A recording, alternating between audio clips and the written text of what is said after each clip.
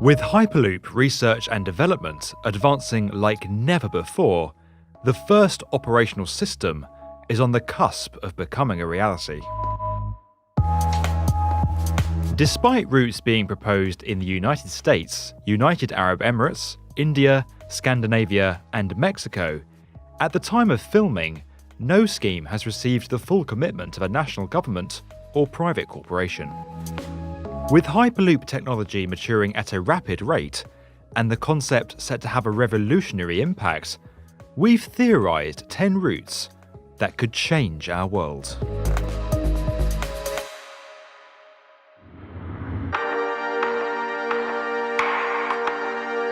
Before we begin, it's important to explain the criteria that we have used to determine these concepts.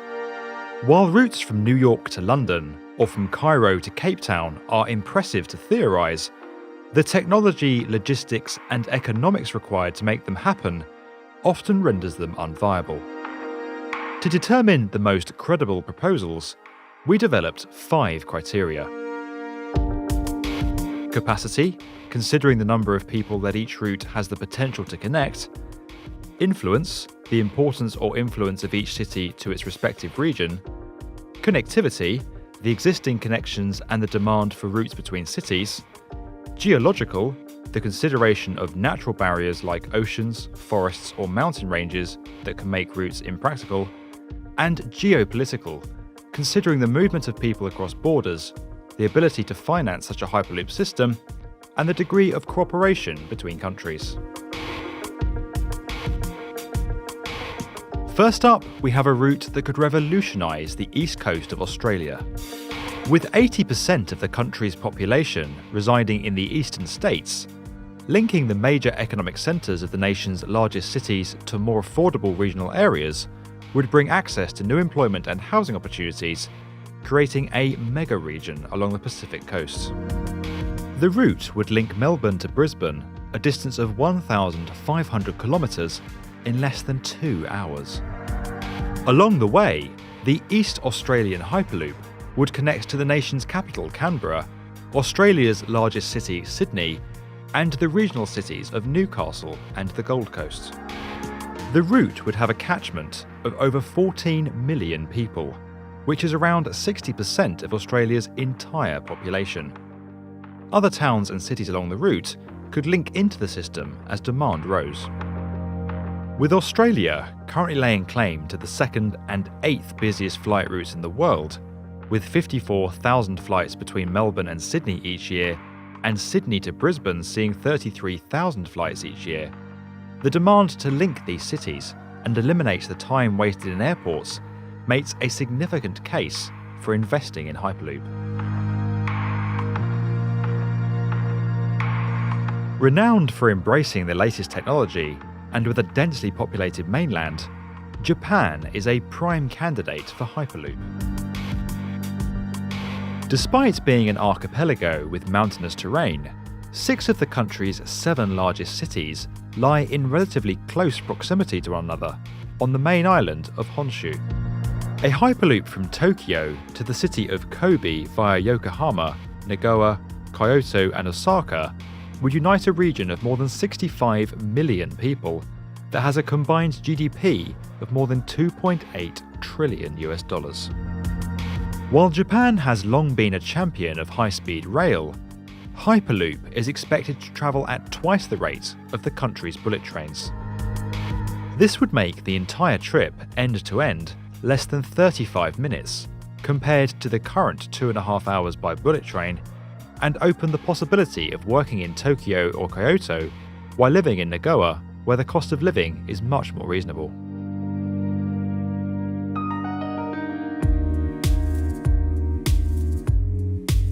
With China's urban population booming, linking cities more effectively would allow its economy to continue to grow while taking pressure off housing in some of the country's most densely occupied megacities.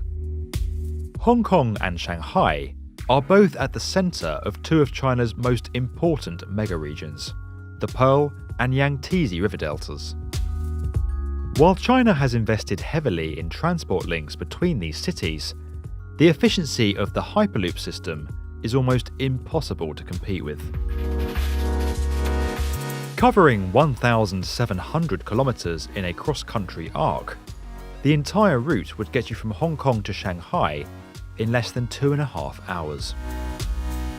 This route has the potential to make inland cities like Wuhan and Changsha much more influential, sitting at the heart of a route just over an hour from the economic hubs that make up 40% of the Chinese economy.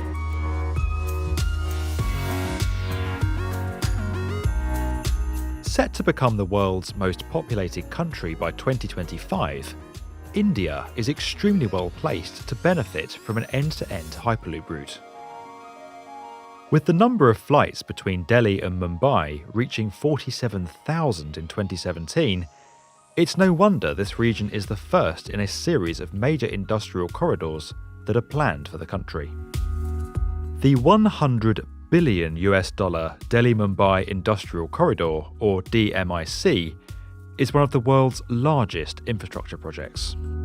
Its objective is to link India's major cities, allowing them to draw on one another's manufacturing, logistical, and human resources, and helping the nation become a world leader in manufacturing. With Mumbai, Delhi, and Kolkata each expected to have populations in excess of 50 million by 2100, an end-to-end Hyperloop system would have a catchment area of over 200 million people. At 4,000 kilometers in length, this route would put all three centres less than 2 hours apart in either direction, greatly boosting the region.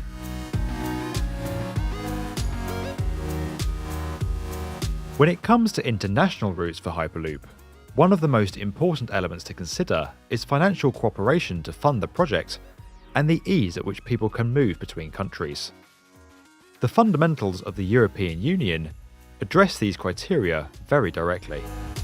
While Brussels is widely accepted as the capital of the EU, administrative functions and branches also sit in Strasbourg and Luxembourg. Combine this with the European Central Bank located in Frankfurt and Europol in The Hague, and the process of moving politicians and government officials between these 5 centres can present a logistical headache for bureaucrats.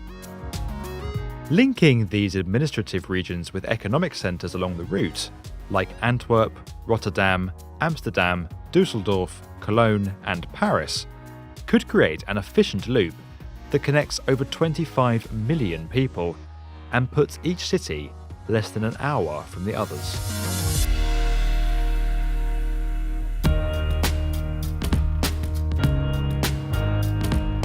The UK's thriving capital has living costs far above the national average, housing prices that are unattainable for most, and an infrastructure system that is continually playing catch-up.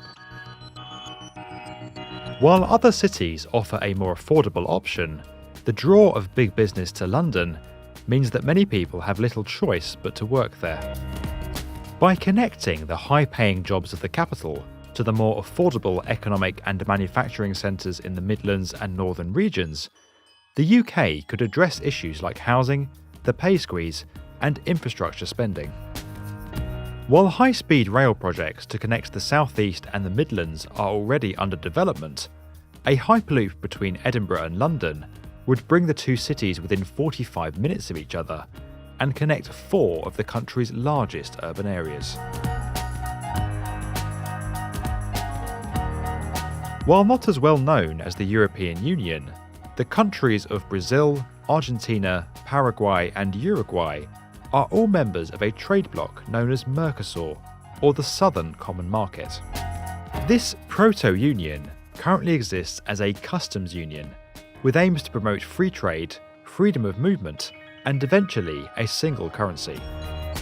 Like the EU, intercooperation between these countries makes this region of South America a prime candidate for Hyperloop.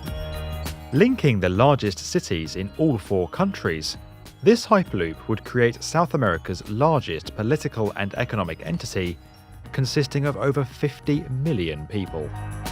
While the entire 2,700-kilometre route would take 3 hours to travel, significantly faster than the 5 hours required to check in and fly, the main beneficiaries would be Sao Paulo and Rio, who currently lay claim to the 5th busiest flight routes in the world.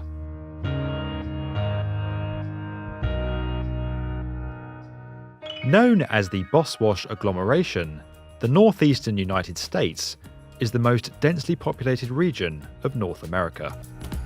Consisting primarily of Boston, New York, Philadelphia, Baltimore, and Washington, D.C., these cities form a near unbroken urban link, running for over 630 kilometres. With more than 40 million people in the catchment area, this Hyperloop could connect the nation's capital with its largest city and beyond in under 50 minutes.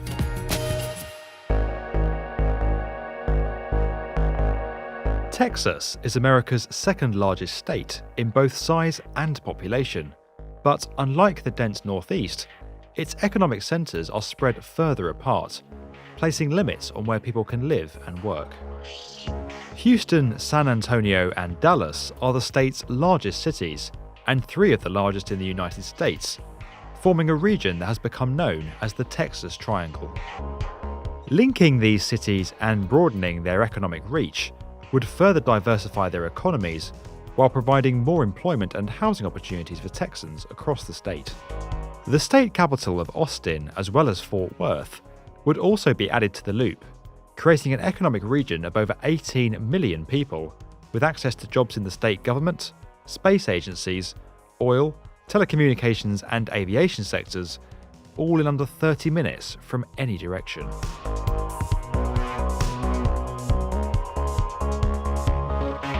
Much like Texas, California is a large and populous state with far-spread economic centers. Distinct economies have formed in cities across the state, such as entertainment in Los Angeles, technology in the San Francisco Bay Area, and manufacturing in San Diego. While this concentration of specific industries is good for jobs, the cost of living in these cities has risen to levels that most people simply cannot afford. With San Francisco, Oakland, San Jose, San Diego, and Los Angeles making up 5 of the 10 most expensive cities in the United States, connecting these centres to more affordable regions would open up a range of housing options, addressing the critical challenges of affordability and lagging infrastructure. The Californian Hyperloop could begin in San Diego and head north through Los Angeles, before connecting the regional cities of Bakersfield and Fresno to San Jose, San Francisco, Oakland, and finally the state's capital, Sacramento.